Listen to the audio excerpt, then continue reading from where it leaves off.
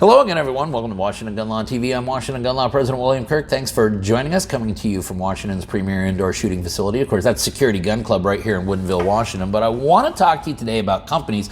I want to talk to you today about companies that you may see advertising on the channel. In particular, that company right there, Right to Bear. I know you've seen a lot of them, and you're probably going to see a lot more. Now, I want you to understand that this whole sponsoring videos and being a spokesperson for a company is all kind of new to us here at Washington Gun Law.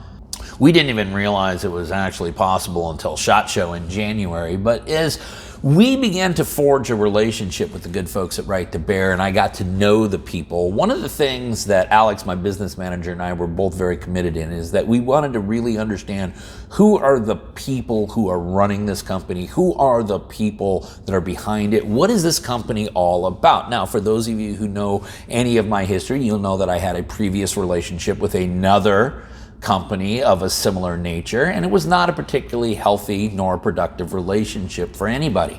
And I wanted to make sure I wasn't getting myself into something quite similar. Well, I can assure you, I have found the right people and I have found the right company. But in doing so, when I talked to the folks at Right to Bear, I said, listen, the only way that we're going to be able to do this is I need to have my viewers understand who the people are that are behind this company. What are they all about? What is their core values? What is the company's core missions?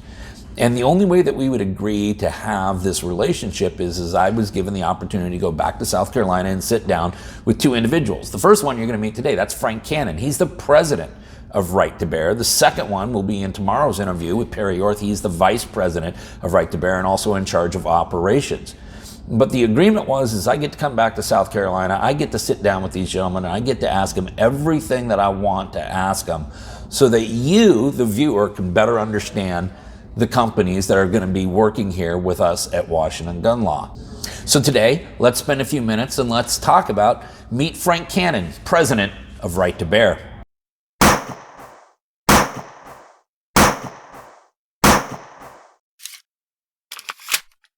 Hey everybody, William Kirk, president of Washington Gun Law. I am here with Frank Cannon, president of Right to Bear. Frank, thanks so much for being with us here. I appreciate it. Yeah. Welcome to South Carolina. I got to tell you, this is a fantastic place. How does South Carolina Gun Law sound? Man, as a YouTube channel? Sounds great. It does, doesn't it? And it sounds even better coming from William Kirk. I appreciate it. I appreciate it. Well, Frank, listen, I want to talk to you about Right to Bear. Okay, but before we get into Right to Bear, I want to talk to you about why in the year 2024 should anybody even think about having self-defense protection? Because 25 years ago we would have never had this conversation. So what's different today? Bill, we really saw a need a number of years ago when the volatility and divisiveness of our country started to change drastically.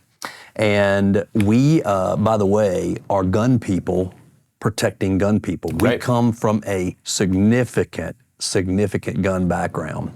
And we looked at the overall climate in our space and said, we believe that we can provide a solution for Second Amendment loving Americans who choose to stand their ground, and we can defend and protect them better than anyone.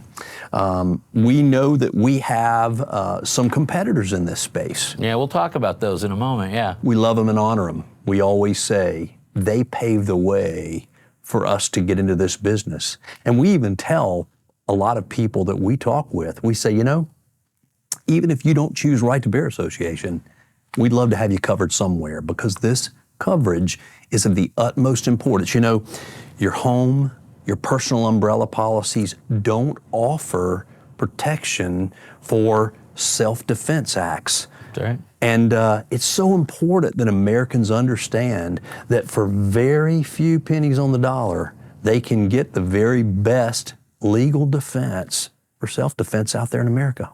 Now, the reason that insurance doesn't cover that is unlike when we get in a car accident, when it's negligence on our part. If we engage in an act of self-defense, we are engaged in an intentional act. We are intentionally using force upon another person, lawfully. Yes. with legal justification, obviously, but the insurance companies will say, well, that is tantamount to an intentional act, and we don't cover intentional acts, right? It's right in the fine print, and I can tell you right now, it's not a good fine print when you find yourself naked, for lack of a better word, of not having any coverage when you chose to stand your ground in a self-defense system. Well, and just to give people the type of understanding of the financial catastrophic occurrence that occurred, you and I are both privy to people who have been involved in lawful self-defense situations, pulled the trigger with legal justification, faced potential legal consequences, and had to fight for their freedom. Didn't have coverage. How much money did it cost them to win their freedom? You know, I really don't think that people really can grasp, you know, the magnitude of expenses. You know, most recently, and you and I have talked about this in the past, the Kyle Rittenhouse case brought a lot to light. But you and I both know that the legal expenses alone exceeded, you know, 7 figures in that deal. Yes, it did. And so that was a big, big issue that was really at the forefront of America.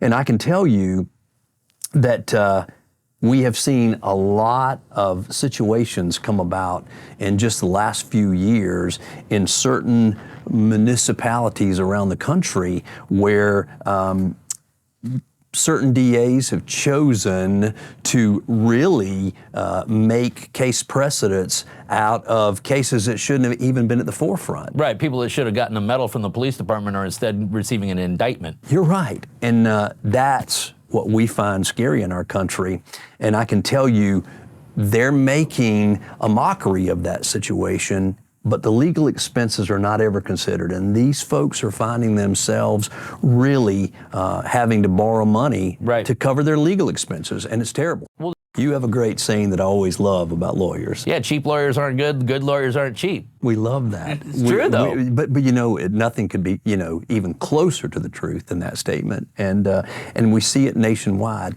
And it's even more prevalent, the costs are more prevalent depending on where you live. That's right. You and I both know that. If you're in a city like Los Angeles, oh my God, I mean, costs are up exponentially to, say, rural Arkansas. That's right. And we point But it's that out also all an the time. economies of scale too, right? Oh, because sure. the guy in rural Arkansas is also making less money. So even though the cost of his defense may be half the cost of Los Angeles, his earning potential is also less. So it's really an economies of scale. The dude in Arkansas is just as pinched as the wealthy dude in Los Angeles. You are so right.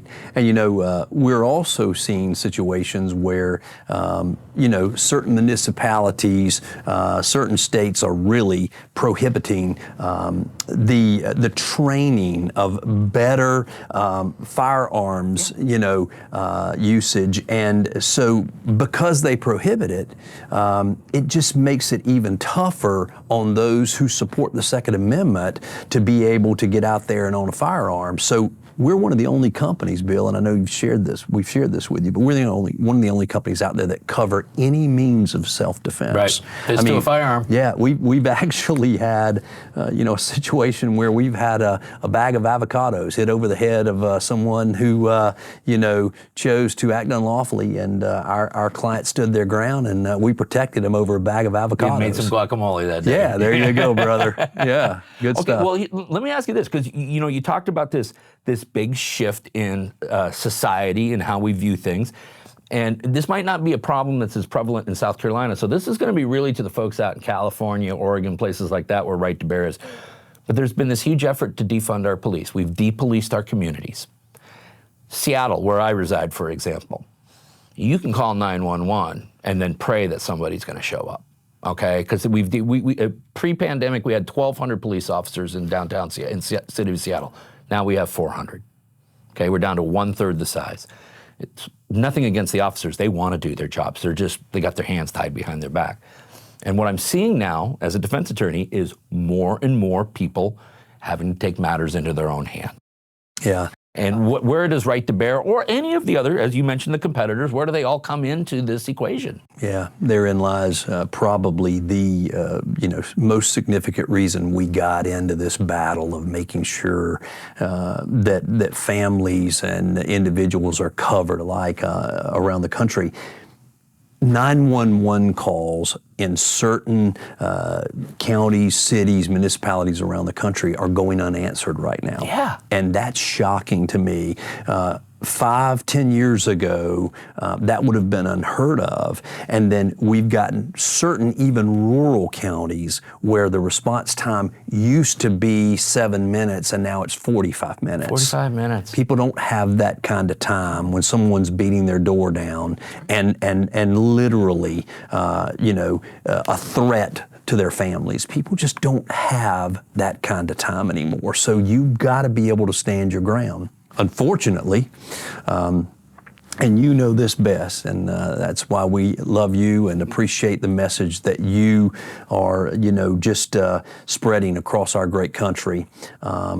We are still proud Americans. We want to have the ability to stand our ground, but certain counties around the country are making it even more difficult to be able to do that. And they're pointing out specific cases to try and make a mockery of, to say, we're going to try and get folks away from wanting to trust in the ability to stand their ground through the Second Amendment, owning a firearm. We want them to get away from it, and we're going to try and prove a point to that, and it's just not fair right now. No. We need to fight back.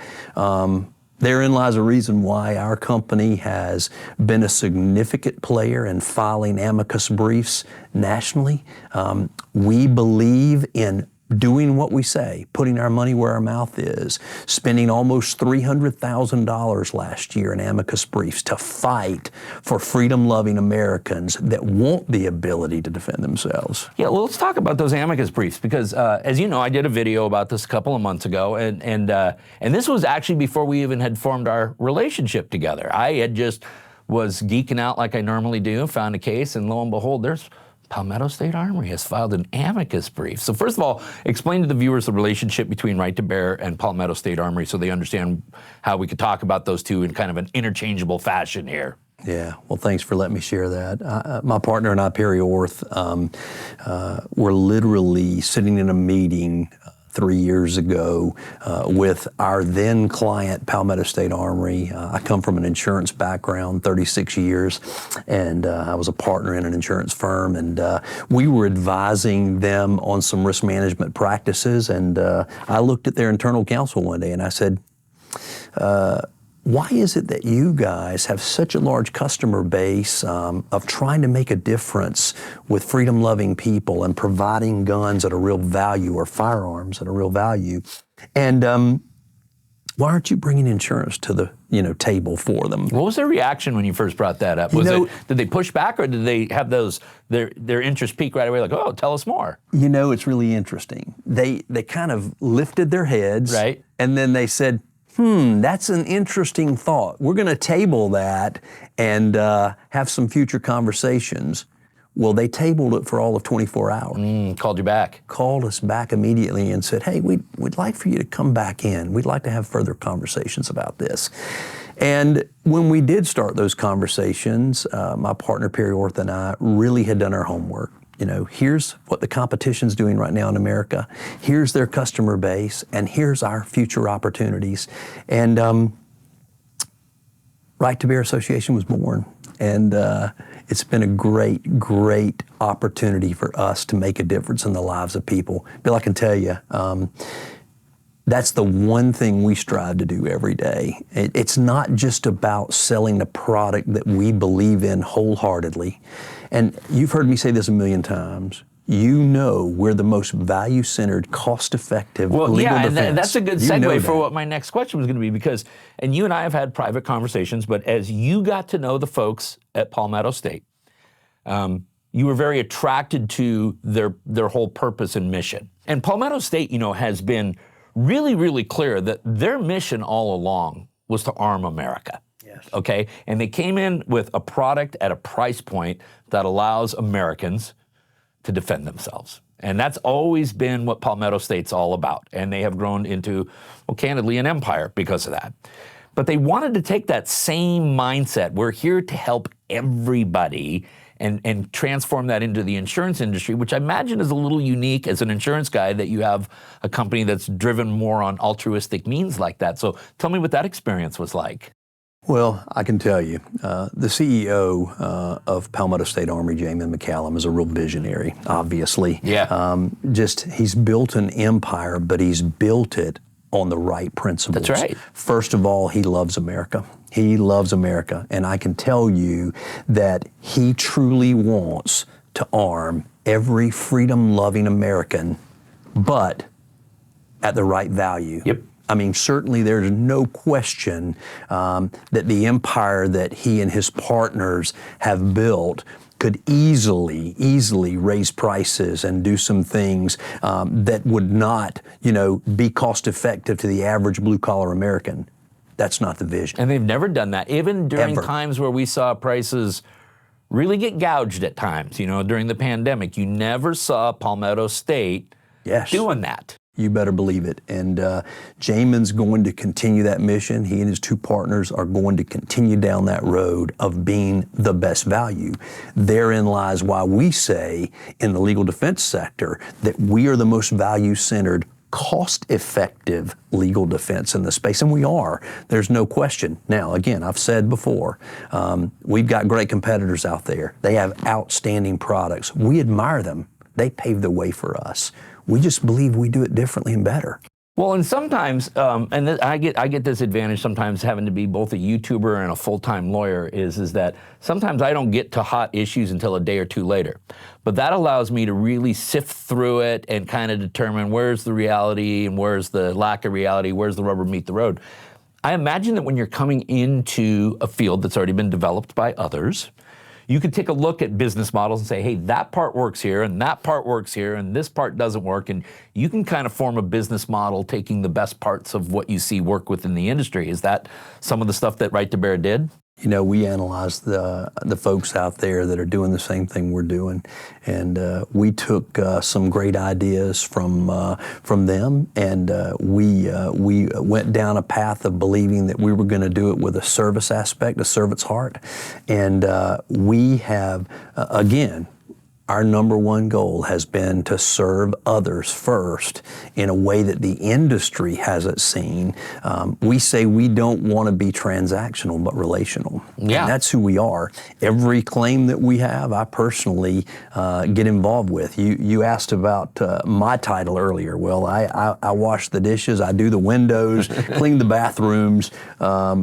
But it's a real honor to also be involved with our clients when they need us most. Because the truth is, they don't need us till they need us. Now, we have a list around the country of some of the very best, brightest pro-Second Amendment attorneys that we've hand-chosen. We have a great team so far, and I can tell you I'll put them up against anybody. They're not your fly-of-the-mill average law student that's just getting out of law school and really doesn't have a real grip or a passion on the Second Amendment. We've hand-chosen those that are different.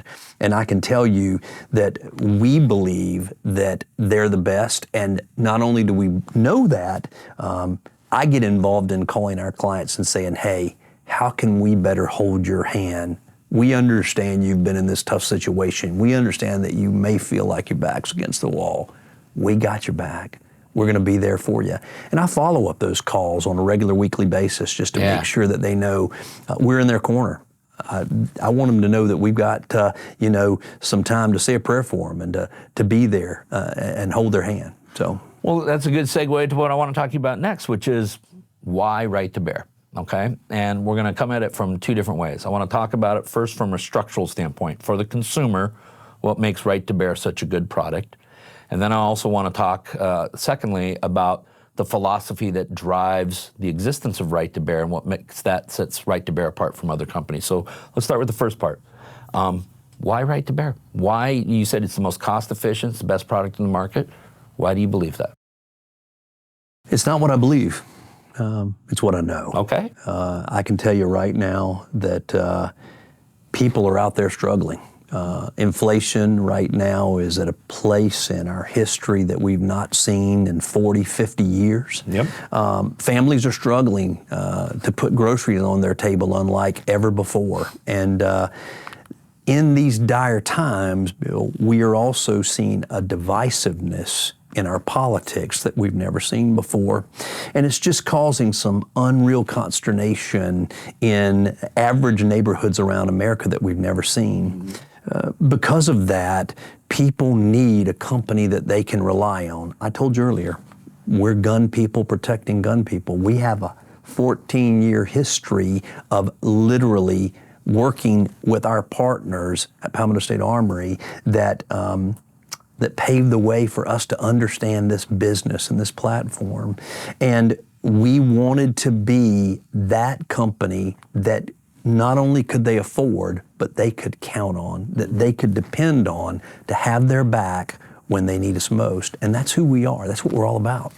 The thing that attracted me to Right to Bear, having been associated with a different company previously, was the methods by which you would work with the attorneys. For example, I know other companies will have what they call program attorneys, and they pay them a monthly stipend to be their program attorney. And what typically happens when you're out there looking for an attorney who might be interested in that is an attorney who's hungry, trying to fight their way on up, and I admire them because I was that guy one time myself, okay? But they're still on the lower side of the learning curve, okay? And I love their passion, and passion will get you a lot of places in the courtroom, but knowledge really does seem to reign supreme. Right to Bear went about selecting their attorneys a little differently. You actually went out and looked for people who are already established, who are already had made a name for themselves, and who candidly, for lack of a better term, didn't need Right to Bear as the part of their business model, but you were able to match because of the coinciding passions and things like that. Explain how Right to Bear went along and did it that way. Yeah, I really appreciate you asking that. It's very important to us. When we were searching for the best and brightest, we went out to some of our great facility partners. For example, PWG in California, one of the great shooting facilities out there in America. And we literally started interviewing those folks about their membership base. We wanted to know if they had great attorneys in their membership base that were regular shooters. That's how we found some of the best and brightest. Not only are they shooters, not only are they involved in their local politics, but these guys are passionate about the Second Amendment. Those are the ones we wanted on our team, and we made sure we put forth our best effort to get them there. So you basically had to go out, you're almost like Rush Chairman. You're out there combing through a bunch of potential pledges to see who you want to offer a bid to, and you went out and did the work from the ground up. Is that how you found some of these lawyers? That's exactly the way we did. And I can tell you, I remember hiring our first lead counsel in Columbia, South Carolina, a guy that literally had worked under the George Bush regime, and that literally had tried over 500 cases regarding Second Amendment issues around the country. And we were so proud to literally list him as one of the lead players. And he's been a great friend since and has done a wonderful job for us. But it was really a grassroots effort of searching for the best and brightest, but most importantly, the passionate ones that would defend that Second Amendment and not hesitate.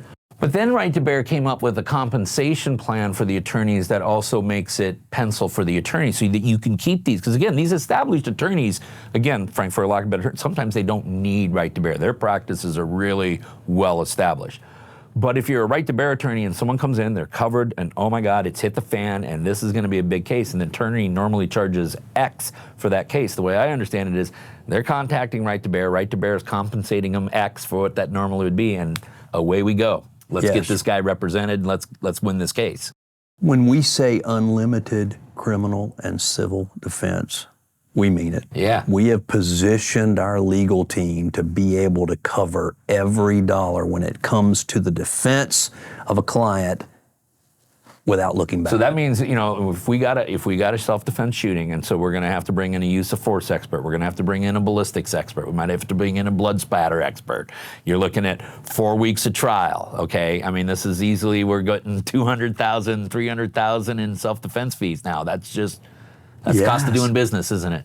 You are so right. And most recently, we have sought out some of the best expert witnesses in the country.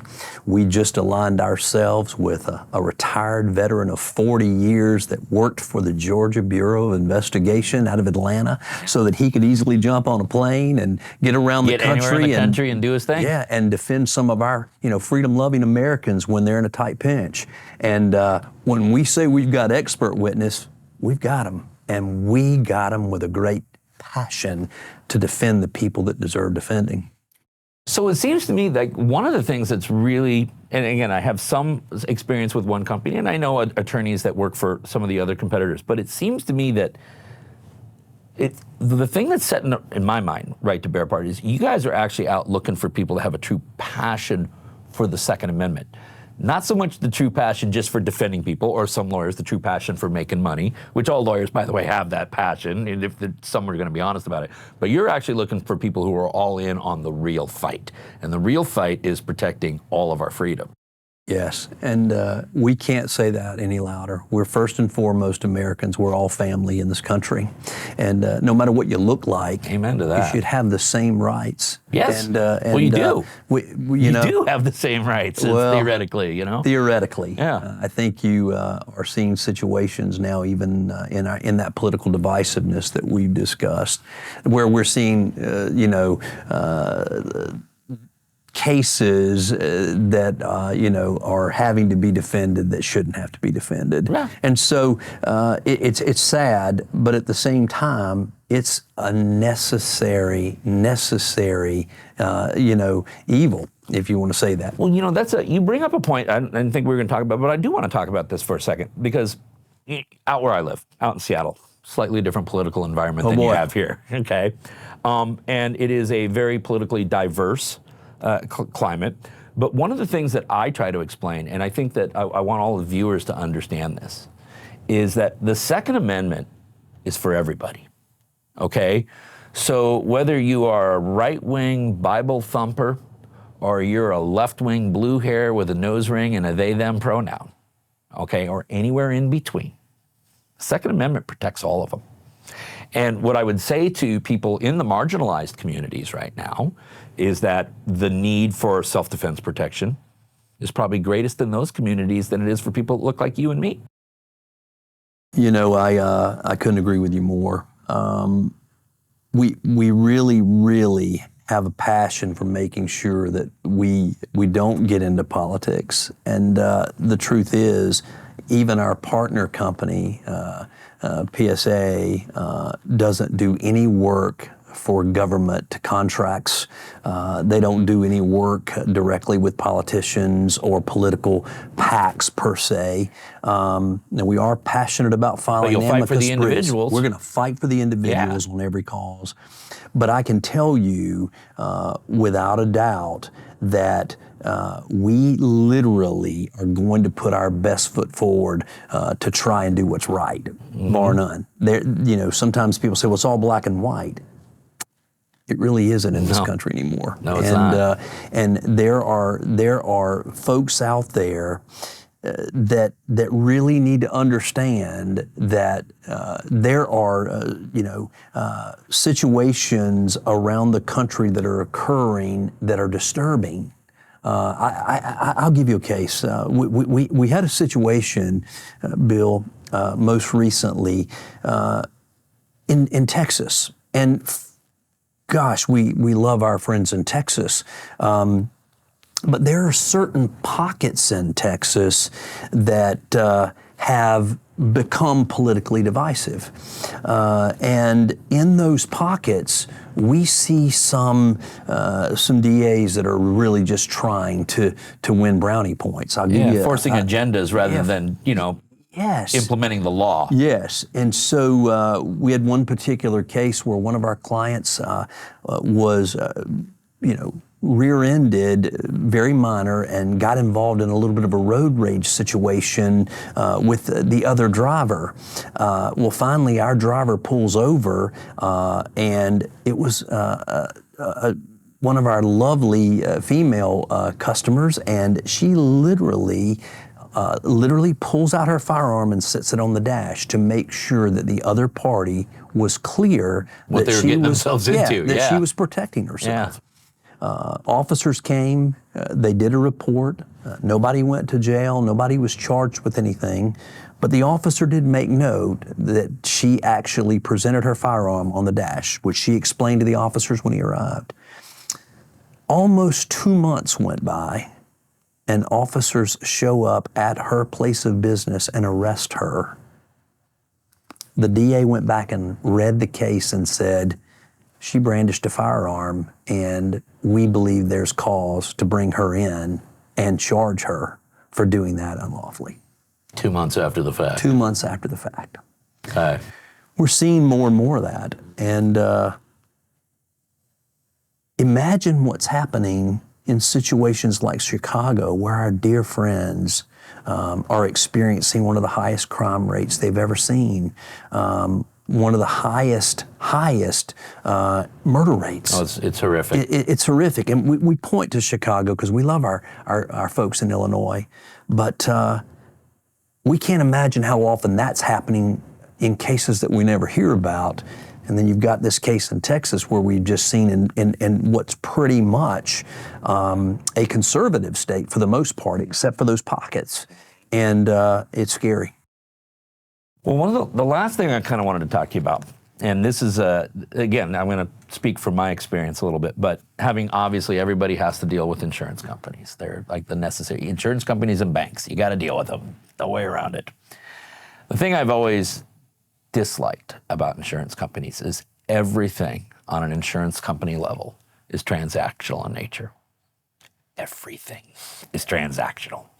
Everything is based on an actuary table, stuff like that. And then I started working with you guys, and you guys don't seem to operate that way.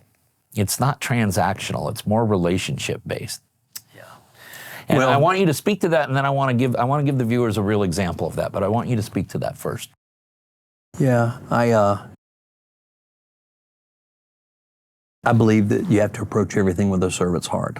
I think when you serve others and you put others first, great things happen in life. You know, I've always lived by the philosophy that if you help enough other folks get to where they need to go or to become successful, that'll be the definition of your success. And we believe that servant's heart approach is going to get us to the next level. I told you earlier, we're a relational company, not a transactional company. You know, we've steered clear of being an insurance product simply because we don't indemnify any individual. We are an association that supports its members with great benefits, and one of those benefits happens to be unlimited civil and criminal defense. And we have set that association up nationally to defend our freedom-loving citizens better than anybody. And that structure that you set up allows you to be more relational and less transactional in nature. It's in the corporate structure as well as the corporate philosophy. Agreed? Agreed. And I can tell you, I've had people laugh and say, well, Frank, eventually you'll get too big to be hands-on and to be able to touch the lives that you aim to touch. And I've told them a number of times, when I get that big, I'll bow out. It's time to bow out, because I believe that everybody needs to know that we have their back. When I call people in Detroit and have a conversation with them because they've had a situation with law enforcement, and I say, hey, you know what? I'm the president, chief bottle washer, bathroom cleaner, window doer, but I want you to know that I'm here for you. They're normally a little taken back by that, because that just, I don't want to say that doesn't happen in every industry. It doesn't. But it's something we strive to separate ourselves from in the competition. And we're very keen on that. I can tell you too, Bill, we love and honor our men and women in blue. They're our heroes. We often talk about our veterans. Boy, are they our heroes. Yeah. You know, freedom comes with a cost, Well, you know? a high price. And I will tell you, we live in the land of the free because of the brave. That's right. I will stand behind Amen. that till the day I die. But the brave includes our men and women in blue. Amen. And let me tell you, we've got their back. We're one of the only products out there right now that offer secondary coverage for our men and women in blue, and we're proud of that. I want to give you a case precedent. It's just happened recently in the great state of Michigan. Okay. Oh, this was really troubling. We get a call from one of our new clients, Sheriff's Department up in Michigan. He said, man, I have been wrongfully charged with police brutality. He said, my union and my legal defense fund and my municipality are not willing to cover me. They're walking away from me. In fact, They're just leaving them high and dry. leaving him with nothing.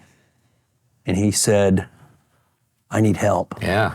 Weeks preceding that, I not only spoke with the union president 3 or 4 times, I also spoke with the legal defense director of the county 3 or 4 times, trying to get a better understanding of why they weren't standing up.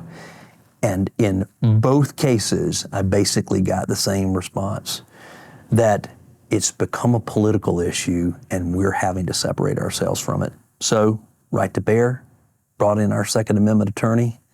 We defended this young man to the core, and he was acquitted 2 months later. Yeah. We're proud of that. Yeah. Because I can tell you right now, you're going to see more and more cases because of that divisive politics saying that our men and women in blue are not our heroes, they're not our family, when we believe that it's the exact opposite. But you're going to see, because of this political divisiveness, decisions made like the ones that were made in Michigan, where our young hero basically was left in the cold, for lack of a better word. And I'm So proud. if he didn't have right to bear, he would have been left out to dry.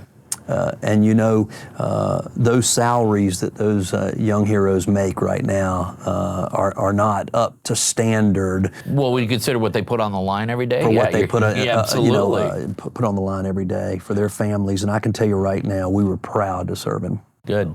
Fantastic. Well, here's the thing I kind of wanted to end on. It's a personal experience I had. And I'll tell everybody about this. So a couple months ago, I lost my father. My dad was 93. I'm going to be 55 next month. My dad and I had a great run together. God was good to both of us. You called me. You found out about it, and you called me. And you called me for no reason other than just to check in on me and to pass along your condolences. And I want you to know how much that meant to me, because as I mentioned, I worked for a different company who I never spoke to the president of that company once. Probably doesn't know me from Adam. And the fact that you just took time out of your busy day, spent a few minutes with me on the phone, pass along your condolences and all that, it showed me that this company really is based on relationship. And I want you to know that I remember I went in and talked to my wife right afterwards, and she says, who was that? And I said, well, that was Frank Cannon from Right to Bear. What did he want? He didn't want to do anything other than pass along his condolences about my dad passing away. She was like, wow. And then I mentioned the president of the other company, who will remain nameless here, but I was like, do you think he ever would have done that? And she just laughed. So I wanted you to thank you. It made a difference to me. And it showed that, you really do practice what you preach, and I've seen that from everyone else that I've met with in the company. And I just wanted to, from the bottom of my heart, thank you for that. It was a very touching thing on your part. So thank you. Thank you. Let me leave you with this thought. That's who we are. If you were a part of our Monday sales meetings that we have with our nationwide team, the number one message that transcends throughout that meeting on Mondays is, we care. Let's go show people how much we care. And that's who we are. So it's not fake. It's not something we do for leverage. It's something we do from the heart. We approach every opportunity with a servant's heart. We show people we care about them. And when you care about folks, I can promise you, they will never, ever walk away. They may not have the opportunity to pay their premiums. They may not have an opportunity to be lifetime clients, but they'll never walk away from supporting the mission. Yeah. Amen. Thank you so much for your time. Thank you. Frank Cannon, President, Right to Bear. I'm telling you, you guys all need this. Go to protectwithbear.com. And hey, here's the good news. If you use the promo code WGL, you'll get 10% off. Frank, thanks so much for having me out here to South Carolina and spending time with me today. I really appreciate everything you guys are doing. Thank you. Grateful, my friend. Thank you.